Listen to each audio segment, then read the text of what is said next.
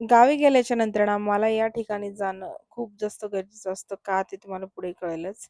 आता मस्त रेडी वगैरे झालो आम्ही तिघं आणि निघालोय जाण्यासाठी.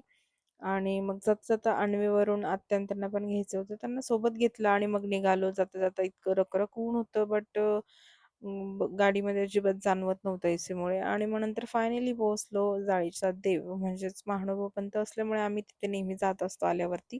गेल्या-गेल्या लगेच मग विडा अवताराचं साहित्य काय ते नारळ वगैरे घेतलं आणि मी 12:30 वाजता पोहोचलो होतो. तेवढ्यात आरती पण झाली होती 12ची. त्याच्यामुळे आरतीला आम्ही काही म्हणजे मग आम्हाला आरती भेटलीच नाही. सो मग नंतर इकडे पूजा वगैरे असं ते वस्त्र वगैरे चालू होतं घालणं वगैरे, माळा वगैरे. आम्ही पोहोचलो तेवढ्याच विडा अवतार वगैरे करून घेतला. आधी स्वामीच्या आजीनं विडा अवतार केल्यानंतर मग आम्ही 2 घेतलेत विडे. तर दुसरा मी केला माझ्या हाताने आणि मग मस्त दर्शन वगैरे घेतलं, प्रसाद घेतला आणि मागच्या साईडला ना इथे खूप जास्त माकडं असतात.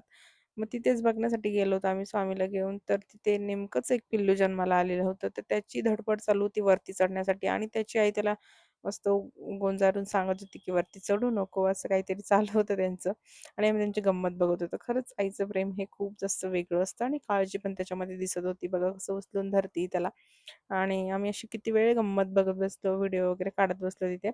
नंतर मग मागच्या साईडला जी दरी आहे तुम्ही बघू शकता, ती खोल खूप आहे आणि खाली गाव पण आहे. पण आता उन्हाळ्यामुळे ते रखरख वाटते. पण हिरवंगार जेव्हा होतं ना पावसाळ्यात, तेव्हा खूप छान वाटतं आणि स्वामीचं इकडे चालू होतं, की मला तुमचे व्हिडिओ, फोटो घ्यायचे आणि मग इकडे असं व्हिडिओ, फोटो वगैरे तो घेत होता आणि हे जाईचं झाड म्हणजेच वेल, जे की खूप जुनं आहे. इथे चक्रधर स्वामी होते आणि त्यांनी बसून तप वगैरे केलंय असं म्हणतात.